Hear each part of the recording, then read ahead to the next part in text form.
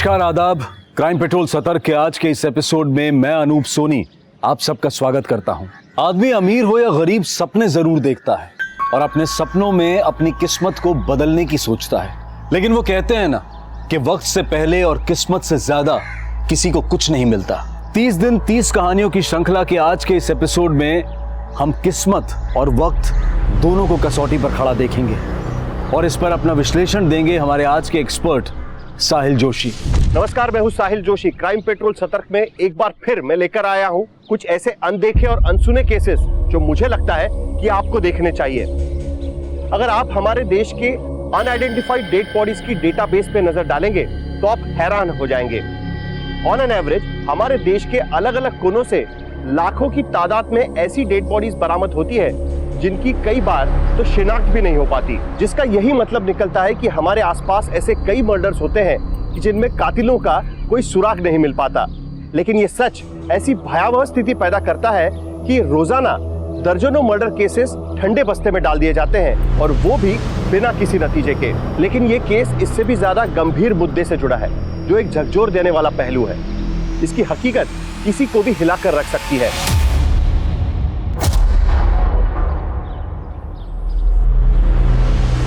बेटा, जब हम 5वीं क्लास में थे ना, कभी छुट्टी नहीं करते थे। पर दादी तो कह रही थी कि आप 5th में फेल हो गए थे। अरे गणित में 1 नंबर से फेल हो गए थे, पर प्रिंसिपल सर हमको जानते थे इसलिए हमको फेल नहीं किए। पर तुम तो हमसे ज्यादा समझदार बनना है कि नहीं? हाँ। और उसके लिए स्कूल की छुट्टी कभी नहीं करनी। जी साहब।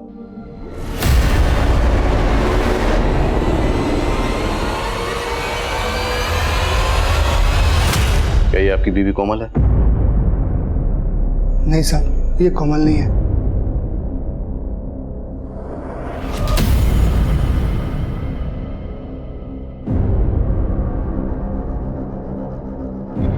क्या ये आपकी बीवी सुमन है? नहीं साहब, ये हमारी सुमन नहीं है। दीपक, हमें इस लाश के ऊपर ये कपड़े और ज्वेलरी मिली है, क्या ये आपकी बीवी के हैं? नहीं साहब, ये सुमन के नहीं है।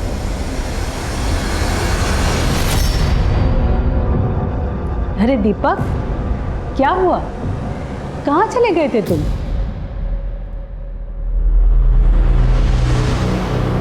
बेटा जाओ अंदर पढ़ाई करो। कुछ नहीं अम्मा, पुलिस बुलाई थी। सुमन का कुछ पता चला? अरे क्या पता चला, वही हमेशा की तरह एक नया लाश दिखा के टरका दिया।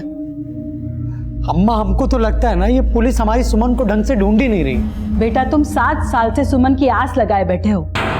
मिलना होता तो मिल जाती। हमको तो लग रहा है वो तुम्हें और अपने बेटे को छोड़ के भाग गई। कैसी बात कर रही हैं अम्मा आप? हाँ, यही सच है। तुम्हें अब कन्हैया के बारे में सोचना पड़ेगा। उसके लिए दूसरी माँ ले आओ।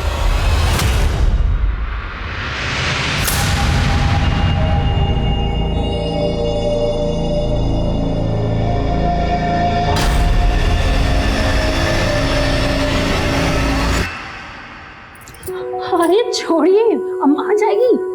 छोड़िए ना, अम्मा आ जाएगी।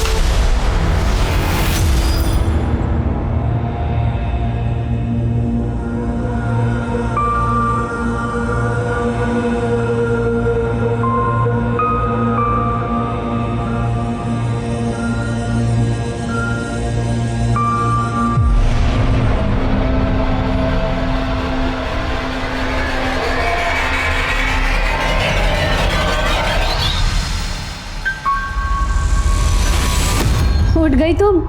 मम्मी, हमको भूख लगी है। पहले मुंह हाथ तो धो लो, उसके बाद हम तुमको खुद खाना खिलाएंगे, ठीक है? चले? चल। साहब नमस्कार, बैठिए। साहब, आज आप काय बुलाए हैं? सुमन का कोनो नया जानकारी मिला है का?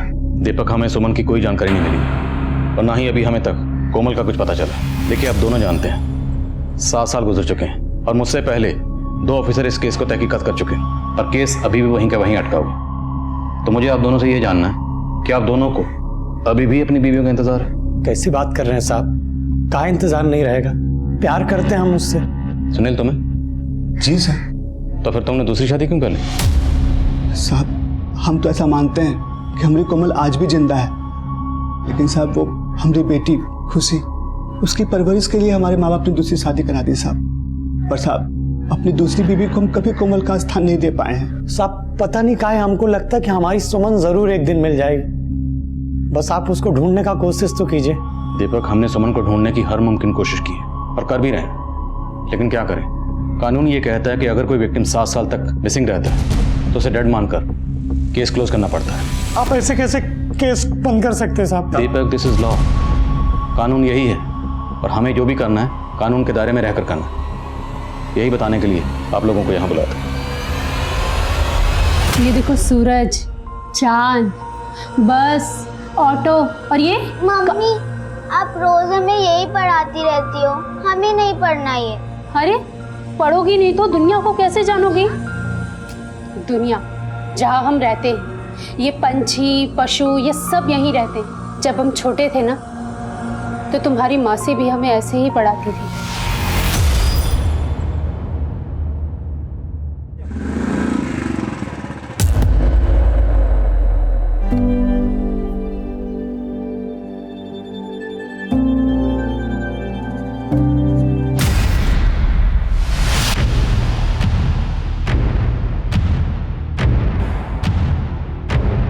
चल अंदर चल।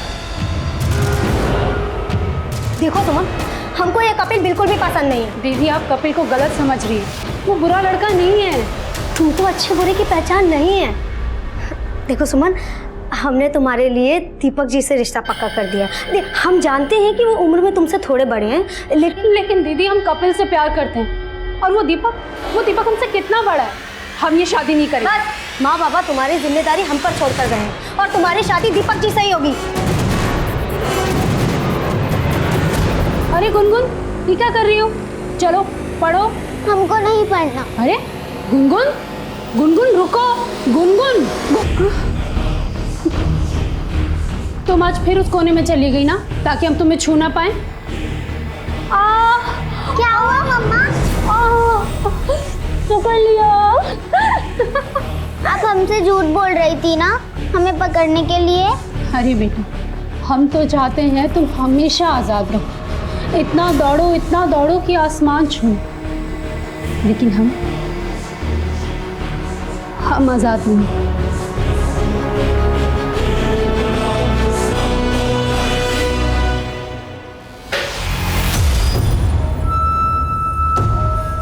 खड़ी हो तू। ये क्या नाटक मचा रखा है? अब चोरी करना भी सीख गई? शांति, ये क्या कर रही हो तुम? अरे एक लड्डू ही तो ले रही थी और तुम जो है। ये लड़की सारा दिन घर फैलाए रखती है। तुमने क्या हमें इसकी नौकरानी समझ रखा है? अरे हम तो तुमको इसका माँ बना के यहाँ लाए थे, लेकिन तुम जो है हम लोग का जिंदगी को नरक बना के रखती हो। नरक तो तुमने हमारी जिंदगी को बना दिया है। शादी हमसे की और तलाश अब भी अपनी पहली बीवी को कर रहे हैं। भाड़ में जाओ तुम, हमारी जिंदगी नरक बना दी है तुमने।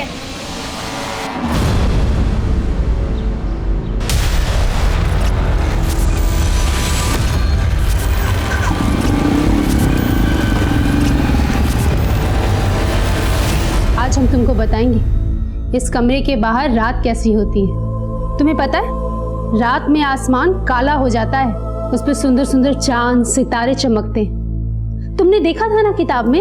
हाँ, चांद और तारे बहुत सुंदर होते हैं।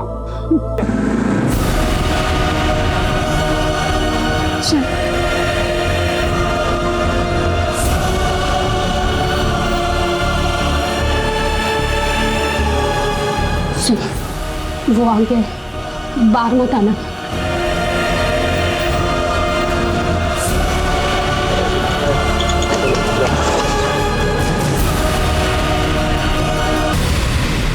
दादी, पापा तो कह रहे थे कि माँ जल्दी आ जाएगी। आ जाएगी, पर ये तुम्हारी माँ नहीं है। तुम्हारी माँ तो दूसरी है।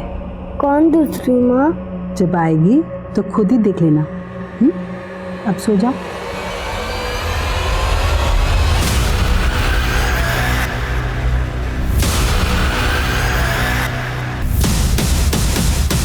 काफी बड़ी हो गई है।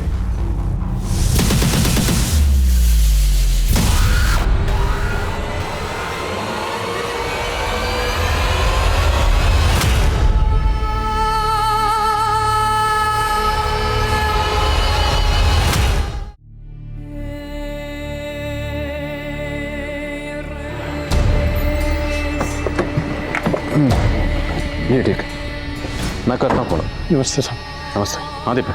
साहब ये आपके लिए ठीक है। 20,000 रुपया है साहब, बाकी का पैसा हम आपको अपनी ज़मीन बेचकर और दे देंगे। पर आप ये केस मत बंद कीजिए साहब। अगर मुझे तुम्हारी भावनाओं की कदर नहीं होती तो तुम्हें पता ये रिश्वत देने के जुर्म में मैं तुम्हें अभी अंदर कर सकता था। देखो तुम्हारी बीवी हो या कोई भी, अगर कोई नागरिक मिसिंग है तो उसे ढूंढना हमारी ड्यूटी है और हमने अपनी ड्यूटी पूरी ईमानदारी से की। अब अगर हम ये केस क्लोज कर रहे हैं तो कानून की वजह से। इतने ईमानदार हैं तो आप काहे नहीं ढूंढते हमारी सुमन को? सुनील अपनी कोमल को भूल के दूसरी शादी कर सकता है साहब, लेकिन हम अपनी सुमन को नहीं भूल पाएंगे साहब, नहीं भूल पाएंगे। हाथ जोड़ दें आपसे, आप ये केस मत बंद कीजिए साहब। बस हमको नहीं खाना। अरे अभी तुमने आधा रोटी भी नहीं खत्म किया। खाओगे नहीं तो अपनी मौसी की तरह स्ट्रांग कैसे बनोगे?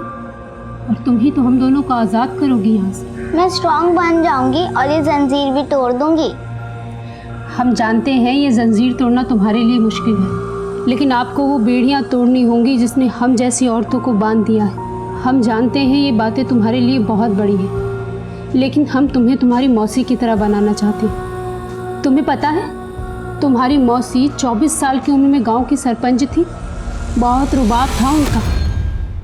चल कभी नहीं हमको धोखा देती है, इधर खड़ी। छोड़ इसको। खबरदार जो औरत पे ये मर्दानगी दिखाई तो। अरे पंचायत नहीं बैठा तुम्हारा यहाँ पे, घर है हमारा ये, और हमारे होते हुए किसी और मर्द के साथ तुम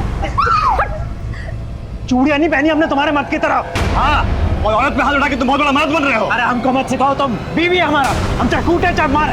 इधर अगर अब इसको कोई भी तकलीफ दी तो हम तुमको गांव से बाहर निकलवा देंगे।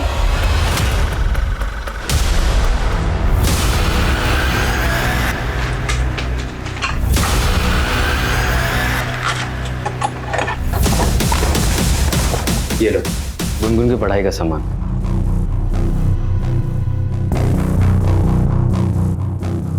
गुनगुन बेटा इधर आओ। आओ, ये लो।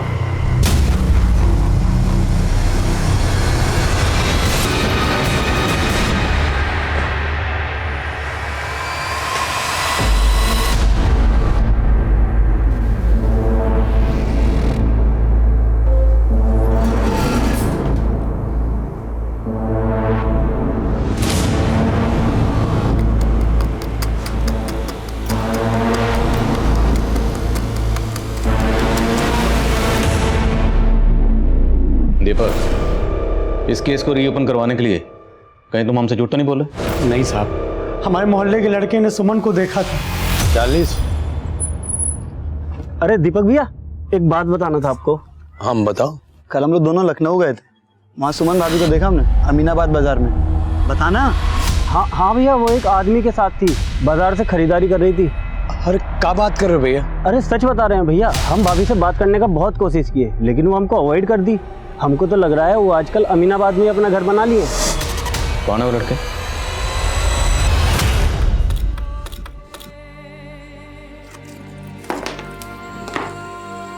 ये छेद इतना बड़ा हो जाएगा कि तुम यहाँ से बाहर निकल जाओगी। तुम जाओगी ना बाहर? पर मम्मी, हम बाहर चले गए तो आप यहाँ अकेली रह जाएंगी। तुम बाहर जाओगी तभी तो हमें बाहर निकालोगी। तुम डरना नहीं, यहाँ से तुम सीधा हमारे पति के पास जाना, वहाँ तुम्हारा भैया होगा। कन्हैया भैया ना? हाँ।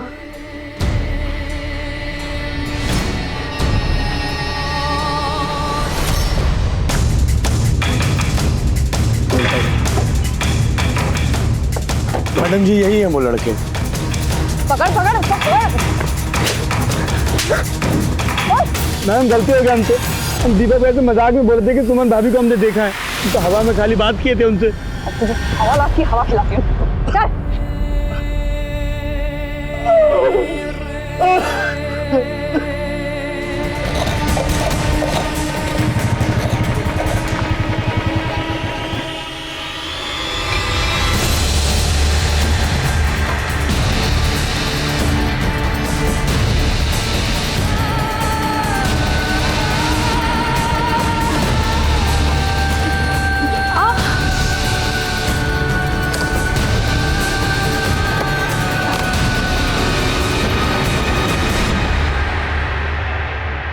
ये चोट कैसे लगा तुम्हें? वो गुनगुन शरारत कर रही थी तो लग। गुनगुन, मेरी सुमन को घाव दिया तूने, मेरी सुमन को घाव दिया तूने, मेरी सुमन को घाव दिया तूने, मेरी सुमन को घाव दिया तूने।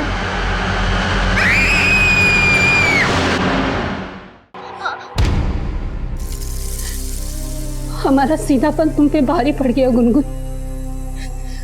बिना सोचे समझे हमने कह दिया कि ये चोट हमें तुम्हारी वजह से लगी, और वो राक्षस तुम्हारी उंगली जलाकर चला गया। मम्मी बहुत दुख रहा है। जानते हैं बेटा, और तुम्हें स्ट्रांग बनना होगा। दर्द सहने का आदत डालो। तुम्हें पता है ना तुम्हें क्या करना है।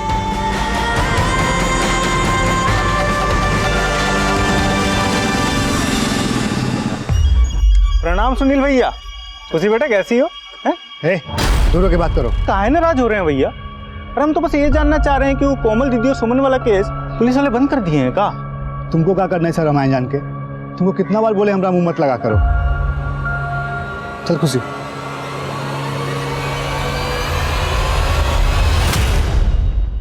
रिश्ते में उम्र बुम्र कोई मायने नहीं रखती सुमन।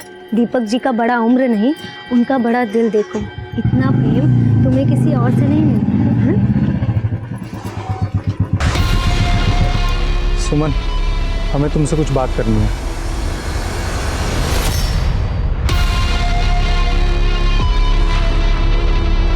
हम सुने हैं तुम दीपक को ये बोले थे कि कोमल की बहन सुमन को तुमने लखनऊ में देखा था। वो सरपंच जी, हम तो पुलिस से बच गए हो, हमसे ना बचोगे। बोलो, लखनऊ में किसके साथ देखा था सुमन को?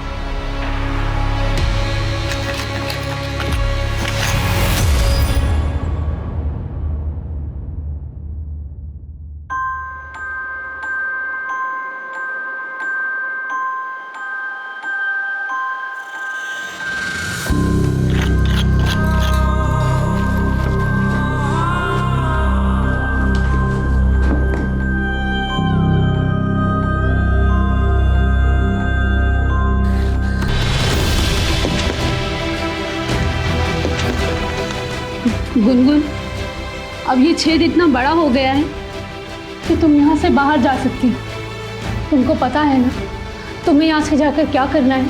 हाँ, मुझे एक अंकल को ढूंढना है।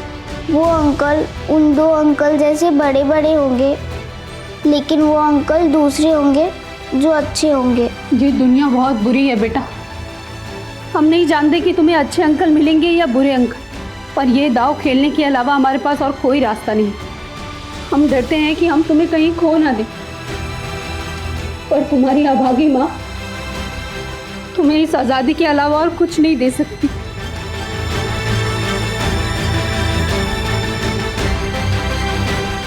तुम्हें अच्छे अंकल मिलेंगे ना, तो तुम उनको ये दे देना। इससे वो हमें ढूंढ लेंगे और हमें यहाँ से आज़ाद कर देंगे। हम आज़ाद हो जाएंगे गुनगुन। चलो।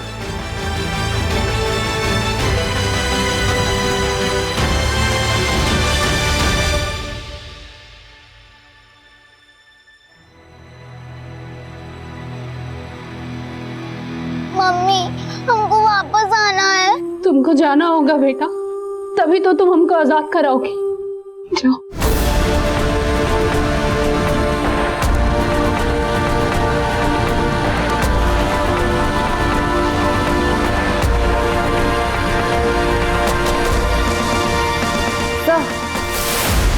उन्नाव के श्यामपुर थाने वालों ने हमारे थाने में कांटेक्ट किया है। कुछ दिनों पहले उनके एरिया में उन्हें एक नरकंकाल मिला है। फॉरेंसिक करवाने के बाद उन लोगों को पता चला कि वो नरकंकाल 20 से 30 साल के बीच किसी लड़की का है। रिपोर्ट्स के मुताबिक उसके स्कल पर कई बार वार किए गए थे। अंदाजा लगाया जा रहा है कि उसका मर्डर लगभग 7 साल पहले हुआ होगा। तो श्यामपुर पुलिस ने हमसे इसलिए कांटेक्ट किया होगा क्योंकि 7 साल पहले हमारे यहाँ पर कोमल और सुमन के मिसिंग केसेस फाइल हुए थे। जी सर, मैंने उन्हें बताया कि हमने वो केस बंद कर दिया है, लेकिन फिर भी वो एक चांस लेकर देखना चाहते थे कि कहीं वो नरकंकाल कोमल या सुमन में से किसी का तो नहीं है। सुमन और कोमल मिसिंग केस की पहली इन्वेस्टिगेटिव टीम को एक लाश मिली थी।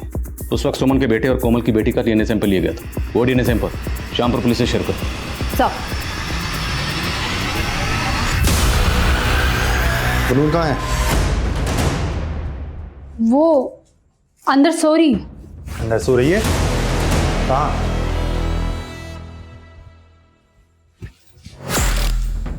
अरे यहाँ तो नहीं है।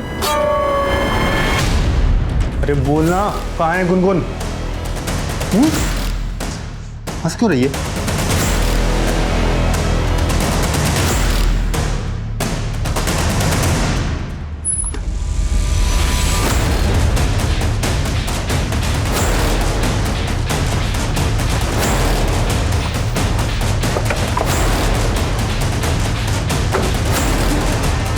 बेटा, तुम्हारे पापा कहाँ हैं?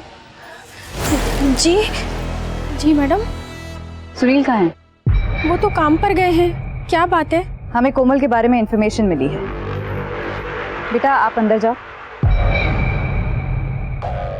7 साल पहले कोमल की हत्या हुई थी।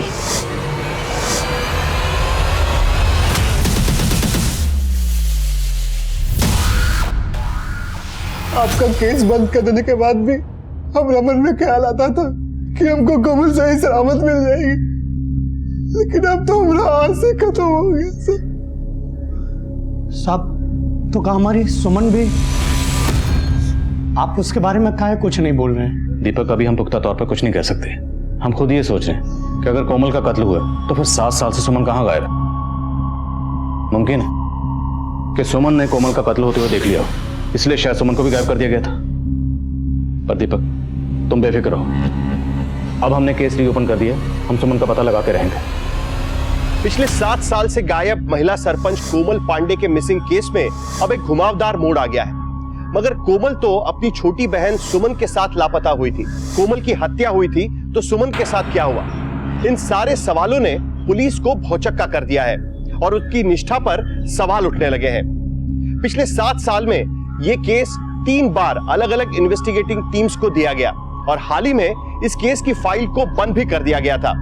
लेकिन अब इस केस को रीओपन करना पुलिस की मजबूरी बन चुकी है। लेकिन सवाल यह उठता है कि पिछले 7 साल में पुलिस क्या जांच कर रही थी और यह ऐसा कौन सा गुनहगार है जो पिछले 7 साल से आजाद घूम रहा है और पुलिस इसका नामो निशान भी नहीं ढूंढ पा रही।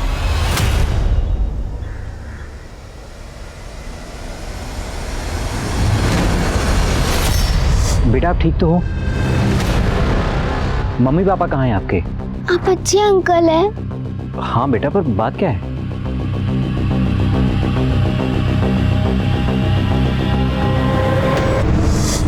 ये दीपक कुमार जी यहीं रहते हैं? जी बताइए। हाँ मैं।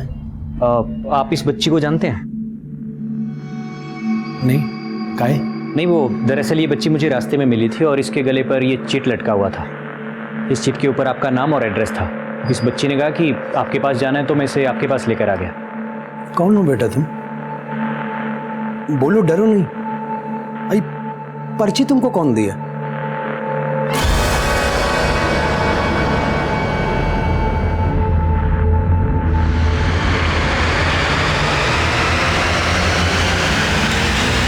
बहुत बड़ा दाव खिल गई यार ये औरत। अब इसको जिंदा छोड़ना खतरे से खाली नहीं है।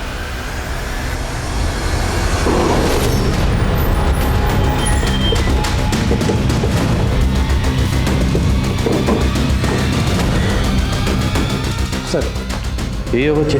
हाँ सब यही है वो बच्ची। हमको ही पर्ची दी, हम पूछ रहे हैं कि तुमको किसने दिया, तो बार बार सुमन की फोटो की तरफ इशारा करती है, कुछ बताती ही नहीं।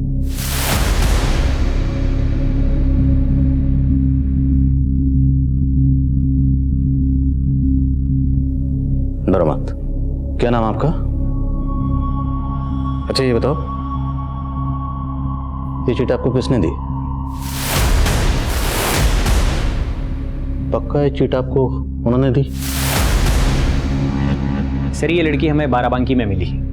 हर तरह से बहुत अजीब थी। क्या अजीब था? चिट देने से पहले उसने मुझसे पूछा कि आप अच्छे अंकल हैं? मैंने कहा हाँ। तब उसने एकदम से चिट निकालकर मुझे दे दी।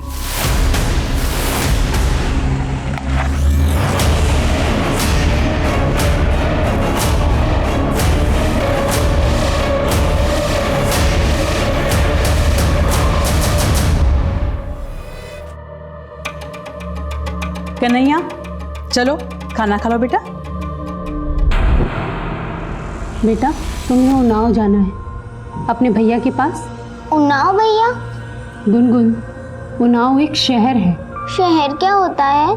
बेटा शहर वो होता है जहाँ बहुत सारे घर होते हैं, लोग रहते हैं। हम लोग उन्नाव में रहते थे तुम्हारे भैया के साथ। ये भैया क्या होता है? कन्हैया भैया। तुम कन्हैया का नाम कैसे जानती हो? मम्मी ने बताया था। कन्हैया भैया होता है, हमारा भैया। सर, कोमल और सुमन मिसिंग केस की अभी तक की सारी इन्फॉर्मेशन कलेक्ट करके मैंने रिपोर्ट बनाई है। 16 अगस्त की शाम को दोनों बहनें उन्नाव नगर मार्केट में शॉपिंग के लिए गई थी। दीपक जी कह रहे थे बाजार जा रही हो तो माँ के लिए भी एक साड़ी। चलो। सर, हमारे 3 सस्पेक्ट हैं, संतोष, कपिल, प्रताप। मैं विटनेस के बयान पढ़ रहा था। एक चशमदीद के मुताबिक जिस दिन ये दोनों बहनें गायब हुई उस दिन उन्नाव मार्केट में इन दोनों बहनों के साथ कपिल को भी देखा गया था। सुमन, हमें तुमसे कुछ बात करनी है। सुमन पसंद करती थी कपिल को, लेकिन कोमल ने उसकी शादी करवा दी दीपक से। इस लिहाज से कपिल हमारा प्राइम सस्पेक्ट था। सर, ये संतोष भी काफी गर्म दिमाग का आदमी है। कोमल जब सरपंच बनी तो उसकी कई बार इसके साथ गर्मा गर्मी हुई। छोड़ इसको, खबरदार जो औरत पे हाथ उठाया तो। अरे पंचायत नहीं बैठा तुम्हारा यहाँ पे, घर है हमारा ये। कराओ तुम। और कोमल जब सरपंची का इलेक्शन लड़ रही थी तो उसका ऑपोजिट कैंडिडेट था ये प्रताप, और ये इलेक्शन हार गया था। राइट सर, कोमल के ना रहने से सबसे ज्यादा फायदा प्रताप को हुआ। पिछले 7 सालों से वो इस कस्बे का सरपंच है। सर, इन 7 सालों में इन तीनों के खिलाफ एक भी सबूत नहीं मिला और कोई चौथा सस्पेक्ट भी सामने नहीं आया। और अब ये बच्ची सामने आई है जो ये कह रही है कि उसे सुमन ने भेजा है। लेकिन सवाल ये है कि सुमन ने इस बच्ची को क्यों भेजा, वो खुद क्यों नहीं आई? अब या तो सुमन मजबूर है या फिर उस बच्ची को सुमन ने नहीं भेजा, बल्कि कोई सुमन का नाम इस्तेमाल करके हमें भटका रहा है। सर, 2 दिन पहले मैं बाराबंकी गई थी। मैम, बस यही मिली थी वो बच्ची मुझे, इस तरफ से आ रही थी। 2 दिन पूछताछ करने के बावजूद वहाँ कोई लीड नहीं मिली। लीड तो ढूंढनी पड़ेगी संगीता। जितने भी सस्पेक्ट हैं सबको एक बार फिर से खंगालो और पता लगाओ कि इनमें से किसका कनेक्शन बाराबंकी से है। बाराबंकी जहाँ से बच्ची आई थी। सर, पता नहीं किस आसमान से आके टपक गई और बोल रही है कि कन्हैया तुम्हारा भैया है। ये लड़की, सुमन भले ही तुम्हारी माँ हो पर दीपक तुम्हारा बाप नहीं है, समझी? कैसी बात कर रही हैं अम्मा आप? एक तो ये बच्ची पहले से इतना डरी हुई है, आप इसको और डरा रही। पुलिस को बोलो यहाँ से ले जाए, हमको इसका कहानी सुनने में कोई रुचि नहीं है। पर हमको है। अगर हमारी सुमन ने हम पे भरोसा करके इसको यहाँ भेजा है ना, तो हम इसको कहीं नहीं भेजेंगे। अम्मा, हमको तो डर लग रहा है कि हमारी सुमन किसी बड़ी मुसीबत में ना हो। गड़े मुर्दे फिर से उखड़ रहे हैं वकील साहब। ये पुलिस फिर से हमें परेशान करने वाली है। अगर गिरफ्तार करके ले गए तो हमारी जमानत तैयार रहनी चाहिए। अरे 7 साल पुराना फिर शुरू हो गए। अगर हम विरोधी थे तो क्या कातिल हो गए? तब वो सरपंच थी, आज हम पावर में। पावर का नशा क्या होता है ये आप हमसे बेहतर जानते हैं। पावर के लिए खून और पैसा दोनों पानी की तरह बहाए जाते हैं। देखिए, हमने किसी का खून नहीं बहाया और बेकार में हमारा समय बर्बाद मत कीजिए। अगर कोई सबूत है आपके पास तो दिखाइए। मैडम जी, हम कोमल का थप्पड़ भी खाए हैं और 7 साल में 4-4 बार आप लोगों का डंडा भी खाए हैं। अब आप फिर से हमारे पीछे। हाँ, फिर से। और इस बार सच उगलवाने के लिए हम कोई कसर नहीं छोड़ेंगे। ले चलिए हमको, और जितना चाहे उतना कूट लीजिए, लेकिन हमारा बयान वही का वही रहेगा। हम ना तो कोमल के साथ कोई नफरत निकाले और ना ही सुमन के साथ। और हमारी बीवी की वजह से ही कोमल हमको थप्पड़ लगाई थी ना, पूछ लीजिए अगर कुछ भी किए हो उसके साथ तो। सर 7 साल पहले हम सिर्फ 20 के थे सर। इन्फेक्चुएशन को हम प्यार समझ लिए थे। और सर सच बोल रहे हैं, जब सुमन की शादी हुई थी ना सर, तो बहुत रोए थे हम, बहुत दारू पी थी। लेकिन उसको उनसे दुश्मनी निकालने के लिए हमने कुछ किया नहीं, ना ही सुमन से, ना ही कोमल दीदी से। और यही बात हम पिछले 7 साल से बता रहे हैं सर। 7 साल पहले जिस वक्त जिस जगह से कोमल और सुमन गायब हुए, उस वक्त उनके साथ तुम्हें देखा गया था। हम बताए तो सही, हम तब आखिरी बार मिलने गए थे सुमन से। हमने तुमको मना किया था ना इससे बात करने को। दीदी आप जैसा समझ रही है ना वैसा नहीं है। हम दिल्ली जा रहे हैं नौकरी के लिए। एक आखिरी बार सुमन से मिलने आए थे। सुमन देखो, अगर हमसे कुछ भी गलती हुई हो ना तो हमको माफ़ कर देना, बस यही बात कहने आए थे। तुम जितने सीधे और भोले दिख रहे हो उतने सीधे और भोले हो नहीं। 7 साल से एक ही डायलॉग मार रहे हो। सर हम डायलॉग नहीं मार रहे हैं सर, जो बात है वही बता रहे हैं, सच बता रहे हैं। सर संतोष, कपिल और प्रताप, इन तीनों का बाराबंकी या उस बच्ची से कोई कनेक्शन नहीं मिल रहा है। लेकिन इसका ये मतलब कतई नहीं कि इन तीनों का कोमल और सुमन का गायब होने या उनके कत्ल से भी कोई कनेक्शन नहीं है। कपिल के बयान के मुताबिक उसने कोमल और सुमन को आखिरी बार उन्नाव नगर मार्केट में मेन रोड की तरफ जाते हुए देखा था। उसके बाद से इन दोनों को किसी ने नहीं देखा। लेकिन कोमल की लाश मिली यहाँ से 25 किलोमीटर दूर शामपुर रोड पर। तो मतलब 7 साल पहले क्राइम सीन इसी एरिया के आसपास कहीं है। और बाराबंकी का जो कनेक्शन हम प्रेजेंट सिनेरियो में ढूंढ रहे हैं, हो सकता है वो कनेक्शन आज का नहीं बल्कि 7 साल पुराना हो। क्या करें, शामपुर और यहाँ का डम डाटा निकलवा। सर आप 7 साल पुराना डम डेटा निकालने की बात कर रहे हैं? हमारे पास और कोई चारा भी नहीं। Let's do it. और मैं उस बच्ची से एक बार फिर से मिलता हूँ, शायद इस बार कोई लीड मिले। सर इस केस की नियति इसी जज्बे पर टिकी थी कि कुछ ऐसा किया जाए जो नामुमकिन को मुमकिन कर सके। और सुमन ने जिस तरह से गुनगुन को आज़ाद किया था, वो भी एक नामुमकिन काम को मुमकिन करने जैसा जज्बा था। लेकिन सवाल ये था कि क्या सुमन का ये जज्बा पुलिस के लिए कोई राह खोज पाएगा? अच्छा बच्चा, आपने उन वाले अंकल से क्या पूछा था कि अंकल आप अच्छे अंकल हो ना? उसके बाद आपने उनको वो चिट दी थी, है ना? तो आप मुझे भी अच्छे अंकल समझ लो।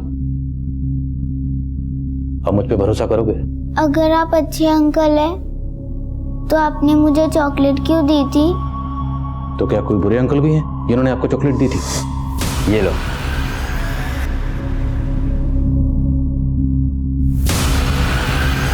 वो मेरे लिए बुक्स भी लाते थे, पर मम्मी बोलती थी वो भी बुरे हैं। तो चॉकलेट देने वाले बुरे अंकल के अलावा भी कोई बुरे अंकल थे? उन्होंने मेरी उंगली भी जलाई थी। ये बताओ कि आपकी मम्मी दोनों बुरे अंकल्स को कैसे जानती है? अच्छा ये तो बताओ, आपकी मम्मी ने आपको यहाँ क्यों भेजा है? आजाद करने के लिए। किसको आजाद करने के लिए? किससे? मम्मी को? क्या हुआ मम्मी को? मम्मी के पैर में कुछ हुआ? आपकी मम्मी के पैरों को किसी ने बांधा हुआ?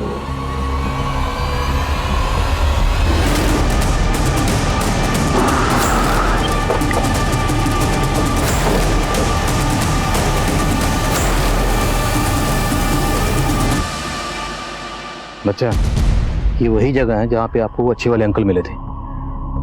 आपने उनको चिट दी थी, फिर वो आपको लेके गए थे आपकी मम्मी के गांव। अब ये बताओ, आप इस जगह पर आए कैसे थे?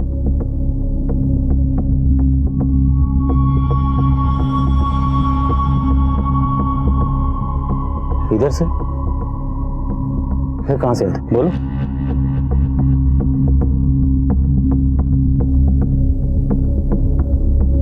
अच्छा एक काम करते हैं, हम इस रास्ते पे चलते हैं। अगर आपको कुछ भी याद आए या कोई ऐसी जगह लगे जहाँ पे आपकी मम्मी हो सकती हैं तो आप हमें बताओगे?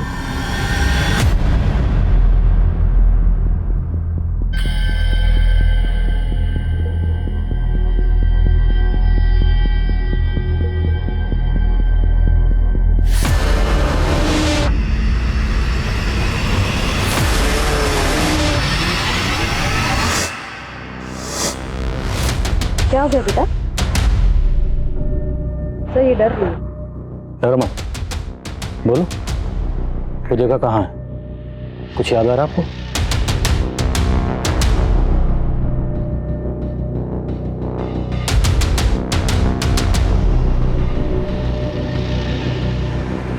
विशाल, पता लगाओ ये घर किसका है? सर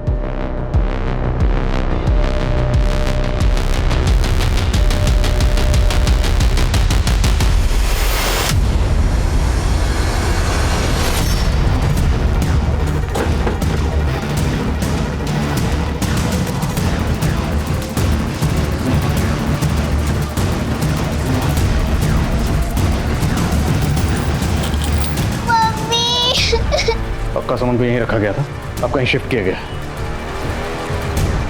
सर आसपास के लोगों ने बताया कि ये घर हमेशा बंद रहता है। इसका मालिक कौन है, यहाँ पे कौन रहता है, किसी को कुछ नहीं पता।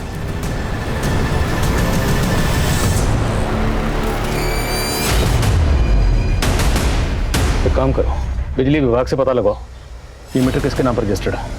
सर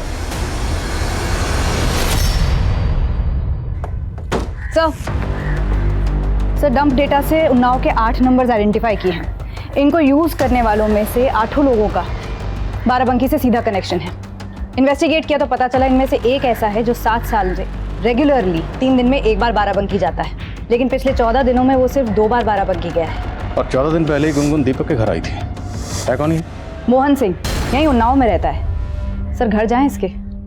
अगर डायरेक्टली उसके घर गए तो अलर्ट हो जाएगा, उसका फोन सर्विलेंस पे डालो। सर वो घर भरत सिंह के नाम रजिस्टर्ड है। बिजली विभाग से उसका नंबर मिला है। भरत का फोन अब भी बाराबंकी में एक्टिव है। तुरंत उसके फोन की लोकेशन ट्रैक करो। सर इसका सरनेम भी सिंह है, कहीं ये भरत सिंह और मोहन सिंह रिलेटेड तो नहीं है?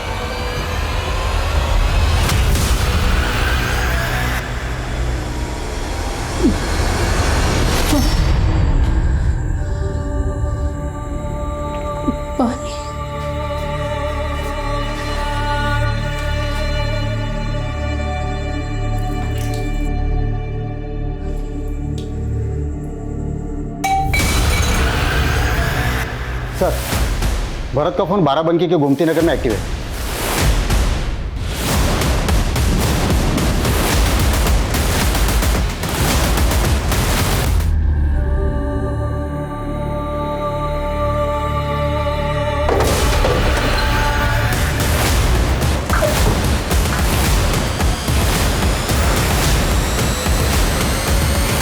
जल्दी हॉस्पिटल लेके जाओ। छोटी बहन को कैद करके उसके साथ जानवरों से भी बदतर बर्ताव कर रहे थे। बड़ी बहन कोमल, उसको तो जान से ही मार दिया। क्यों? नहीं सर, कोमल को हमने नहीं मारा। तुम लोगों ने नहीं मारा? तुम लोगों ने नहीं मारा तो किसने मारा? सर हमें नहीं पता सर। सर हमारी नज़र तो सुमन पर थी और उसकी बड़ी बहन हमारी दुकान पर कपड़े खरीदने आती थी। सर उस रोज रात में हम और हमारा कजिन भरत श्यामपुर से लौट रहे थे, तभी हमारी नज़र सुमन पर पड़ी।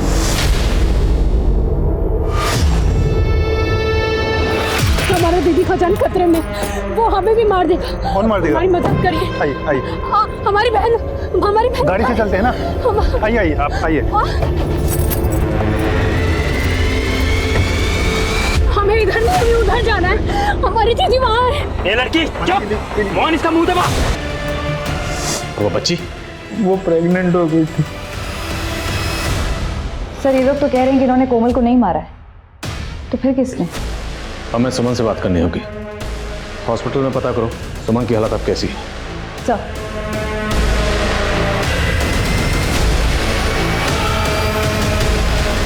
सुमन, क्या हुआ था उस दिन? हम और कोमल दीदी दोनों बाजार से वापस आ रहे थे। अच्छी शॉपिंग होगी ना आज? हाँ दीदी, पर रात कितना हो गया है, अब पता नहीं ऑटो मिलेगा कि नहीं। अरे मिल जाएगा, आगे चलकर ना यहीं पर ही कहीं होगा। कोमल को सुनील ने मारा था? पिछले 7 साल से तो ढोंग कर रहा था, सबको बेवकूफ बना रहा था, जबकि तूने ही अपनी पत्नी कोमल को। मारे थे उसको। जो तुमने कोमल को जान से ही मार दिया। साहब वो औरत होके सरपंच बन गई। हमको शर्म आता था कि हम एक छोटा सा नौकरी करते हैं और हमारा बीवी इतना बड़ा पद पे, साला सब उसका इज्जत करता था और हमको कोई नहीं पूछता था साहब। हम रोज तिल तिल कर मरते थे। इसलिए हम सोचे कि अगर हम उसको मार देंगे तो हमको लोगों का हमदर्दी मिल जाएगा और अगला बार हम सरपंच बन जाएंगे। बन गया तू सरपंच? तुमने अपनी बीवी कोमल को महज इसलिए मार दिया क्योंकि तू सरपंच बनना चाहता था। तो कभी सरपंच नहीं बन सकता था। तेरी जैसी सोच है ना, तो कभी बन ही नहीं सकता था। खा लो धड़स के। दीपक जी, हम बस गुनगुन को लेने आए। इतने सालों से सुमन हम तुमको देखने के लिए तरस गए, तुम जाने की बात कर रही? पर हम आपके लायक नहीं रहे। ऐसा काहे कह रही हो तुम? गुनगुन आपकी बेटी नहीं है दीपक जी। पर अब है। आपस में कितना घुल मिल गए हैं दोनों।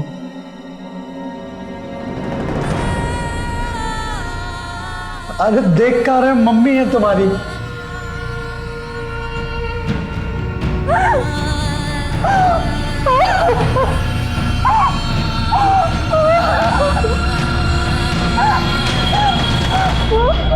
दो साधारण से इंसान जो एक साधारण सी दुकान चला रहे थे, उनमें इतनी हैवानियत छुपी होगी, ये हकीकत किसी भी आम इंसान को हिलाकर रख सकती है। हमारे गली मोहल्ले के दूध और सब्जी वालों से लेकर राशन और कपड़े वालों तक रोजाना ऐसे कई लोगों के संपर्क में हम आते हैं जिनसे हमारा एक दैनिक व्यवहार जुड़ जाता है। और जब हमें ऐसे केसेस के बारे में सुनने मिलता है तो अब इंसान विचारशील बन जाता है और हम लोगों पर भरोसा करने से डरने लगते हैं, जो अपने आप में हमारी सामाजिक सद्भावना पर एक खतरा है। क्योंकि इंसान समाज के बिना अधूरा है, और वो समाज भी अधूरा है जहां पर लोगों का एक दूसरे पर से विश्वास उठने लगता है। हमें हमारे समाज को ऐसे खौफ से दूर करना होगा। एक तरफ कोमल के पति ने उसे मौत के घाट इसलिए उतार दिया था क्योंकि उसे लगता था कि कोमल की जगह उसे सरपंच होना चाहिए था। वहीं सुमन को इस बात की सजा मिली कि वो अपनी बहन को बचाने के लिए मदद मांगने गई थी। सुमन ने 7 साल उस कमरे में बिता दिए। उसे हमेशा यही लगता रहा कि उसका पति उसे और उसकी बेटी को नहीं अपनाएगा। शायद उसे अपनी और अपनी बेटी की किस्मत पर जरा भी भरोसा नहीं रह गया था। लेकिन दीपक का प्यार इस समाज की ऐसी किसी भी कुरीति को मानने को तैयार नहीं था। वो बस इतना जानता था कि वो सुमन से प्यार करता है और अगर सुमन किसी भी तरह के खतरे में है तो उसे बचाना उसकी ही जिम्मेदारी है।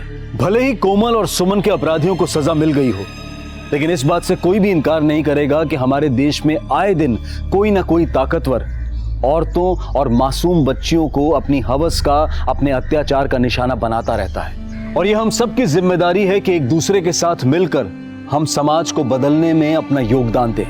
अब मैं अनूप सोनी आपसे विदा लेता हूं। फिर मुलाकात होगी क्राइम पेट्रोल सतर्क में एक और नए केस के साथ और उस पर हमारे एक्सपर्ट के विश्लेषण के साथ। तब तक अपना और अपने परिवार का ख्याल रखें, सतर्क रहें, सुरक्षित रहें और देखते रहें क्राइम पेट्रोल सतर्क। जय हिंद।